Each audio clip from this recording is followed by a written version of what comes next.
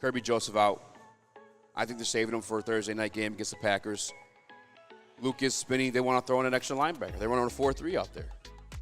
I don't hate the idea, but I'd rather have the extra secondary guy. That's where we're getting I just killed. think it's crazy that you're more worried about Desmond Ridder and their passing offense than the run game. Yep. 100% more worried about Desmond Ridder and their passing offense. Yeah, that's pretty crazy. I don't know why it's crazy when Detroit Lions stopped the run. And we know Desmond Ridder can't throw the ball. He can throw the ball. He averages like 170 yards a game. Yeah, he can still throw the ball. Desmond Ridder, honestly, Desmond Ridder scares me. Bro, we sat down in the living room the other day, and I said that Desmond Ridder is about the same level as Jordan Love. And you're like, no. Jordan Love's better. Jordan Love's better. But Desmond Ridder scares you. What about Desmond Ridder scares you? He's conservative. He's clean. It's he's smart. It's hard to not he's be conservative when you throw the ball 20 times a game, not even. He's a winner. That's the type of ball. I don't care. You laugh, giggle all you want. That's the type of player he is. We've seen Tua before he got a Tyreek Hill win those games by being that same type of way. Jared Goff, to a certain extent, plays the game that type of way. Conservatives making the right reads. They have guys that could beat our guys in the secondary 1v1 all fucking day. There's not a linebacker, maybe the hopes of what I think Jack Campbell can be. Maybe someone you might want to see on Kyle Pitts. But outside of him, Kyle Pitts is destroying he may even destroy our guys in the secondary.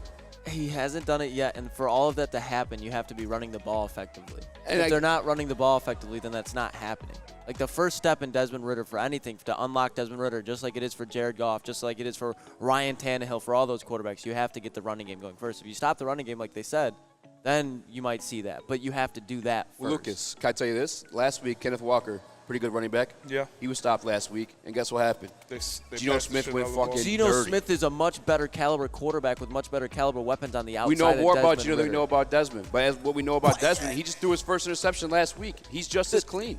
It doesn't matter if he's clean. Geno Smith can burn you down the field. I'm not worried about Desmond Ridder burning you down the field because if you can shut down Drake London, that's fine. Geno Smith, if you shut down DK Metcalf, he's got Tyler Lockett. If you shut down both of them, he's got JSN underneath wide open.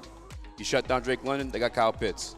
And Geno Smith showed that he could throw the ball. Geno Smith showed that he could throw the ball for more than 150 yards a game. Like the guy. Kyle Ridder threw for 247 last week.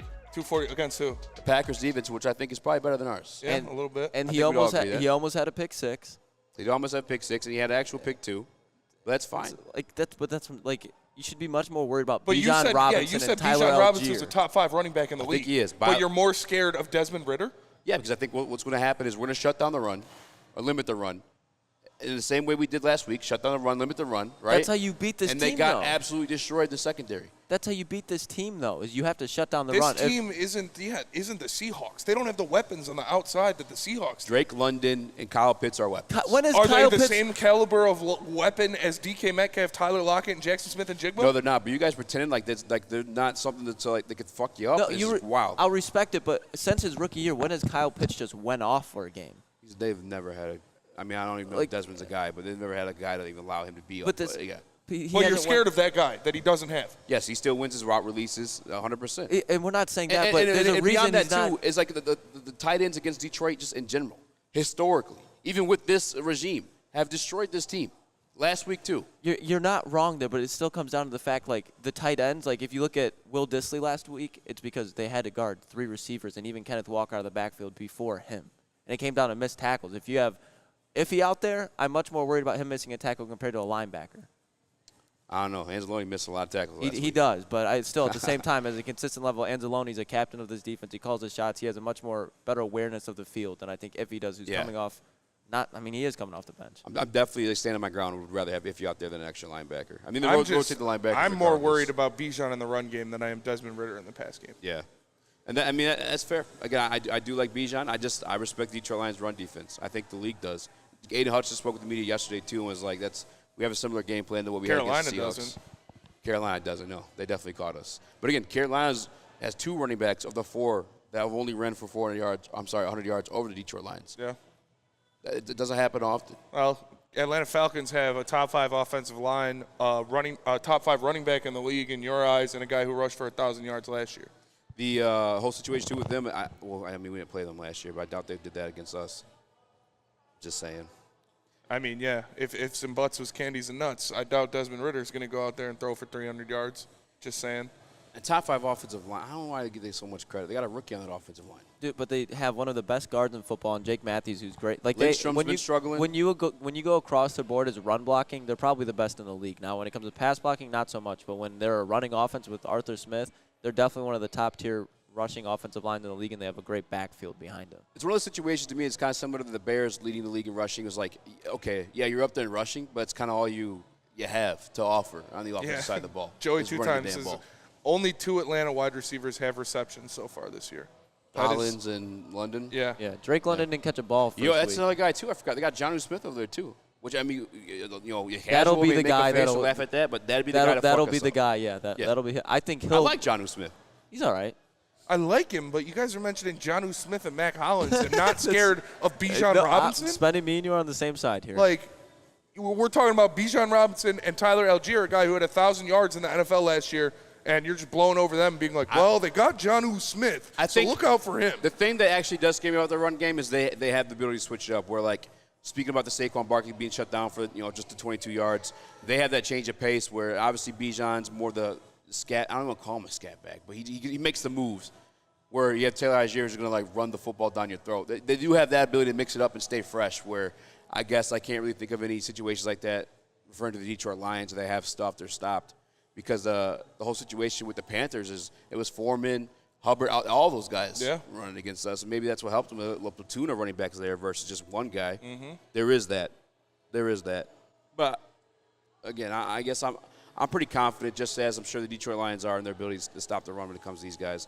I'm just nervous about getting killed in the secondary. That's where we get killed consistently. So that's why it's my number one priority, I guess. Yeah, I don't know. I'm just these Falcons pass catchers don't strike fear into my heart like Bijan Robinson. Like, what do you think would be more likely to happen? If the Detroit Lions defense didn't show up whatsoever, would it be harder for the Lions to stay in the game if the Falcons are passing the ball or running the ball? They're passing the ball. I think we definitely – I mean, there's chances of turnovers, obviously. A lot more chance of turnovers. But if they're running all – they're just going to rule the time of possession. Well, yeah, that's any team, though. But I know. That's what I'm saying. That's why I like That's what the Falcons do. That's like that. They can see. Even besides the 49ers, I think the Falcons have a chance at ruling the time of possession against any NFL team, just the way that they're built. Yeah. Not saying that they win every game, but like playing at their best, they can kill you in time of possession. Yeah. If Montgomery's healthy, I put us up there too. But you're not wrong.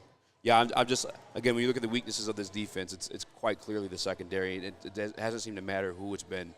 They're kind of just shitting on them the past 2 years. That's why it's my concern versus like what's considered a strength of ours. But speaking of the strength. Another piece added this week versus, I know we got lots of tractions, but Isaiah Buggs looks like he's finally active, ready to get some action this week. I am excited about that, Spinny. What do you think Isaiah Buggs brings to this defensive line they haven't had? I mean, he brings another interior defensive lineman that could stop the run, so that is something you're going to need against this Atlanta Falcons team, so that's good. But, I mean, I want to know what kept him out of the first 2 games. What was it? Why was he out of the first 2 games if you're just going to bring him back for this one? You can't tell me he's worse than Benito Jones. Well, he's you can't here tell now. me Benito Jones looks like a stud out there. But he's here now. But what kept him out of the first 2 games? I don't know. The first 2 games are gone and done. Yeah, and we lost one of them. Yeah, we did. I am glad he's back, though. I think he's better than Benito Jones for sure. 1,000%. There's not even a doubt in my mind. He's the second best interior pass rusher we have. Number one would probably be Aleem in my book, and then obviously Isaiah Buggs. He had that big turnover last year against Dalvin Cook, one of the better running backs, although we saw him fumble last week too. One of the better running backs in the league last year too. I think Isaiah Buggs brings a lot. I think he brings a lot of emotional energy too. He was one of the emotional leaders for this young team last year on defense. I'm glad he's back there for both interior pass rush and for just like leadership. You're missing that CJ gone now. I think Tracy obviously will step up to the plate in that mindset too. But Isaiah Buggs also brings that. You can't deny it. When you watch the hype videos for the Detroit Lions, who's typically in that huddle barking at those young dogs to get going? Yeah. It was Isaiah Buggs. I'm glad to have him back, and I think he brings a lot more, again, as a pass rusher than anybody else we had in there. John Johnson says Buggs must have cursed out Campbell or AG, I bet. Yeah, I don't know what it was. I think he skipped some practices or something like that for like an illness they must have thought was bullshit. That's my assumptions, because that was what was listed as like his the reason why he was out was illness. Remember? Yeah. And I'm assuming. The Detroit Lions have goals this year. They want to win games. They have a lot of young minds that you want to mold into like a professional aspect where you just want them showing up in practice and giving their best to do their best. And if Isaiah Buggs wasn't representing that, then yeah, I don't want to speculate on what held him out because I don't know, but yeah, I'm glad he's back. Like I said, he's got to be better than what we saw now, Benito Jones, because that man was nothing out there. Yeah. And all due respect to Benito Jones. And maybe that's somewhat, too, of, like, why they're able to get that rush or the interior rush is, like, you have the same two guys rushing the majority of the time of the game. I don't know. Benito Jones, Aleem, like, who else was really, like, rotating in between there at defensive tackle? I don't think Buggs presents that much of a jump in the interior pass rush. I think he does over Benito Jones for sure. Benito Jones is a little bit smaller, too, if I'm not mistaken. Yeah, but Buggs isn't, like, I'm not saying he's a world breaker, but he's definitely better than Benito Jones. Yeah, that's not saying much. Well, listen, you look at that pass rush last year with Buggs in there versus what we saw last week. And last week, mind you, we're facing secondary linemen. That's fair. And that was embarrassing. It's a boost, 100%.